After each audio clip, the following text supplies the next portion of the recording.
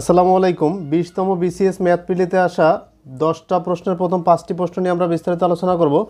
এখানে 1 নম্বরে দেওয়া আছে x বাই ওয়াই এর সাথে কত যোগ করলে যোগফল 2y বাই এক্স হবে, মানে এটার সাথে কত যোগ করলে এটা হবে। একদম সহজ, 2y বাই এক্স।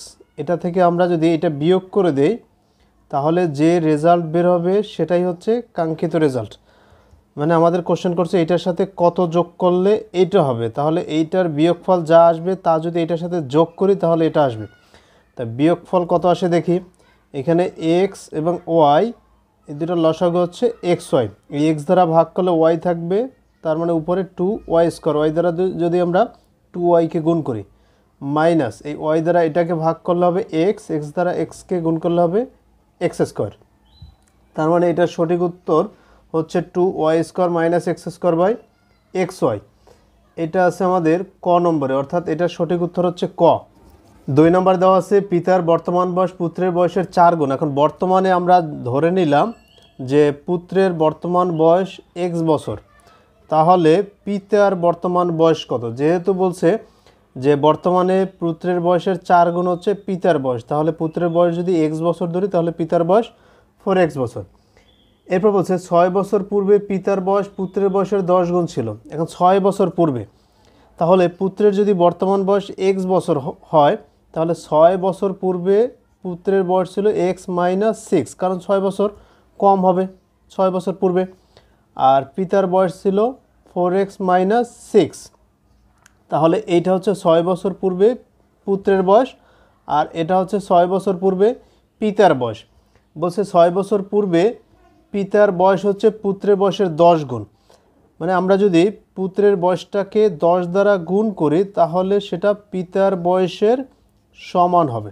তাহলে 10 দ্বারা গুণ করলে 10x মাইনাস 60, আর এইখানে 4x মাইনাস 6। এইখানে 10x, এই 4x এই পাশে চলে যাবে, মাইনাস 4x হয়ে যাবে, আর ওই পাশে মাইনাস 6 আছে, এই মাইনাস 60 প্লাস 60 হয়ে যাবে। তাহলে 10x থেকে আমরা যদি 4x মাইনাস করে দিই 6x ইকুয়াল, আর এই প্লাসের 50 মাইনাসের 6, তাহলে এখানে আমাদের রেজাল্ট চলে আসে 54। তা x ইজ ইকুয়াল টু 54 ভাগ 6, 9। তার মানে x এর মান হচ্ছে 9। তাহলে বর্তমানে আমরা বলতে পারবো যে বর্তমানে পুত্রের বয়স হচ্ছে 9 বছর। এরপর x এর মান যদি আমরা এখানে বসিয়ে দিই তাহলে 4 9 36, তাহলে বর্তমানে পুত্রের বয়স 9 বছর, পিতার বয়স 36 বছর। তাহলে আমাদের এইখানে প্রশ্ন করছে পিতা পুত্রের বর্তমান বয়স কত, তাহলে পিতা পুত্রের বর্তমান বয়স 9 আর 36। এটা সঠিক উত্তর হচ্ছে খ, কারণ এখানে দিয়ে দেওয়া আছে পিতা পুত্রের বর্তমান বয়স 36 বছর এবং 9 বছর। এখানে 3 নম্বরে দেওয়া আছে এক্স ও ওয়াই এর মানের গড় 9। এক্স এবং ওয়াই এই দুইটার মানের গড় হচ্ছে 9, তাহলে এই দুইটার মোট কত? 18, কারণ এইখানে কয়টা সংখ্যা? দুইটা, এক্স ও ওয়াই, তো মানের গড় 9, তাহলে দুইটা টোটাল হবে 18। এরপর আরেকটা হচ্ছে জেড। জেড সমান দেওয়া আছে 12, তাহলে জেডের মান যদি 12 হয় তাহলে আমরা এইটা যোগ করে দিই, কত? 12, তাহলে টোটাল আসে আমাদের 30। আমাদের এখানে কোশ্চেন করছে এক্স ওয়াই জেড এর মানের গড় কত। এখন এক্স ওয়াই জেড কয়টা? 3টা, তাই টোটাল হচ্ছে 30 ভাগ করে দেব 3 দ্বারা, তাহলে আমাদের বের হয়ে যাবে এক্স ওয়াই জেড এর মানের গড় বের হয়ে যাবে কত? 10। তো এটা সঠিক উত্তর হচ্ছে 10। এখানে 4 নম্বর দেওয়া আছে ঢাকা ও চট্টগ্রামের দূরত্ব 300 কিলোমিটার। ঢাকা থেকে চট্টগ্রামের দূরত্ব হচ্ছে 300 কিলোমিটার। আমরা ধরলাম এটা চট্টগ্রাম, এটা হচ্ছে ঢাকা। ঢাকা হতে একটি ট্রেন সকাল 7টায় গিয়ে বিকেল 3টায় চট্টগ্রাম পৌঁছালো। এখন 7টা থেকে 3টা, তাহলে এই 7টা থেকে 3টা পর্যন্ত কত ঘন্টার? সে 7টা থেকে 12টা পর্যন্ত এইখানে আছে 5 ঘন্টা, আর 12টা থেকে 3টা পর্যন্ত এইখানে আছে 3 ঘন্টা, তাহলে টোটাল আমরা বলতে পারবো 8 ঘন্টা। তাহলে ঢাকা থেকে চট্টগ্রামের দূরত্ব যেহেতু 300 কিলোমিটার, তাহলে টোটাল যেতে সময় লাগছে 8 ঘন্টা। তাহলে 8 দ্বারা যদি আমরা ভাগ করে দিই 8 দ্বারা ভাগ করে দিলে আমাদের বের হয়ে যাবে প্রতি ঘন্টায় সে কত কিলোমিটার গেছে। তাহলে প্রতি ঘন্টায় আমরা যদি 8 দ্বারা ভাগ করে এখানে রেজাল্ট চলে আসে 37.5। তার মানে এটার সঠিক উত্তর হচ্ছে 37.5। আমাদের এখানে কোশ্চেন করছে যে প্রতি ঘন্টায় ট্রেনটির গড় গতি ঘন্টায় কত ছিল, তাহলে গড় গতি ঘন্টায় মানে প্রতি ঘন্টায় সে কত কিলোমিটার গেছে, এটাই হচ্ছে সঠিক উত্তর। 5 নম্বর দেওয়া আছে দুইটি নল দ্বারা একটি চৌবাচ্চা 8 মিনিটে পূর্ণ হয়। দুইটা নল, প্রথম নল এবং দ্বিতীয় নল, এই দুইটা দ্বারা আমরা যদি একটা চৌবাচ্চা পূর্ণ করতে চাই তাহলে আমাদের সময় লাগবে 8 মিনিট টোটাল। এখন 4 মিনিট পর প্রথম নলটি বন্ধ করে দেওয়ায় চৌবাচ্চাটি 6 মিনিট সময় লাগছে আরও বেশি। এখন যদি 4 মিনিট পর বন্ধ করে দেওয়া হয়, দেখুন প্রথম এবং দ্বিতীয় নলটি দ্বারা 8 মিনিটে পূর্ণ হয়।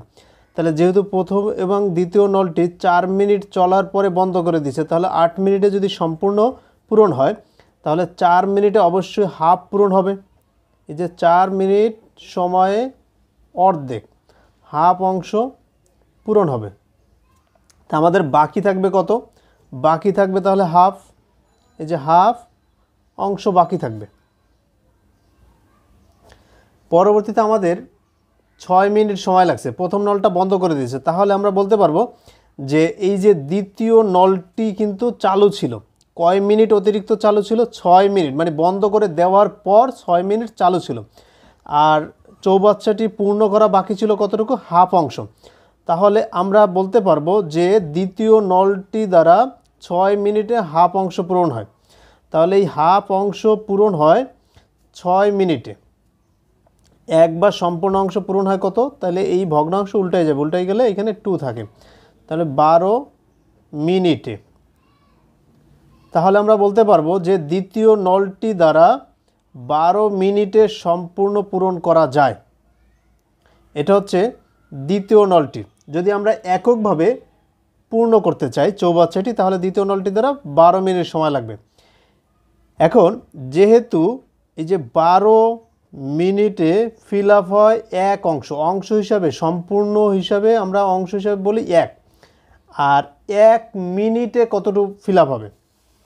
তা 12 মিনিটে যদি এক অংশ পূরণ হয় তাহলে 1 মিনিটে পূরণ হবে 1/12 এত অংশ।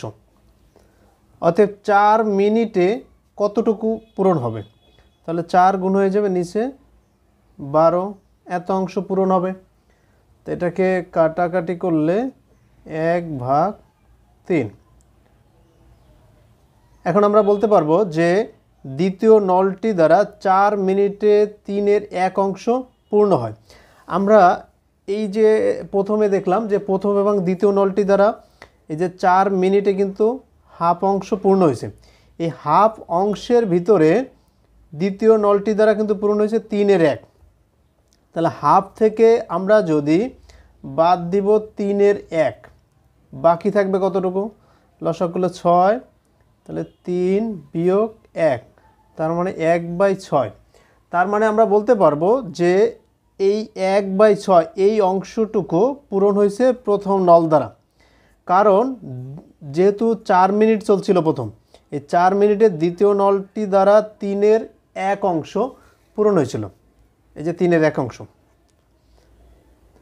কিন্তু 4 মিনিটে প্রথম এবং দ্বিতীয় নল দুইটা দ্বারাই পূরণ হয়েছিল কিন্তু হাফ অংশ, এই জন্য হাফ থেকে আমরা ওই যে 3-এর 1 যেহেতু দ্বিতীয় নলটি দ্বারা পূরণ হয়েছিল বাদ দিয়ে দিছি, তাহলে 6-এর 1। তার মানে আমরা বলতে পারবো এই 6 ভাগের 1 ভাগ পূর্ণ হয়েছে প্রথম নল দিয়ে। তাহলে এখন আমরা এইখানে করি, তাহলে 6-এর 1 অংশ যদি পূরণ হয় 4 মিনিট সময় লাগে, তাহলে সম্পূর্ণ একবার সম্পূর্ণ অংশ পূরণ হবে, তাহলে 4 গুণ এটা উল্টাই যাবে, এটা উল্টাই দিলে এটা 6 হবে, 4×6 24 মিনিট। তার মানে আমরা বলতে পারবো যে প্রথম নলটি দ্বারা যদি এককভাবে পূর্ণ করতে চাই তাহলে 24 মিনিট সময় লাগবে, আর দ্বিতীয় নলটি দ্বারা এককভাবে পূর্ণ করতে চাইলে 12 মিনিট সময় লাগবে। এইখানে সঠিক উত্তর হচ্ছে গ, কারণ এইখানে গ নম্বর দেওয়া হচ্ছে 24 ও 12 মিনিট।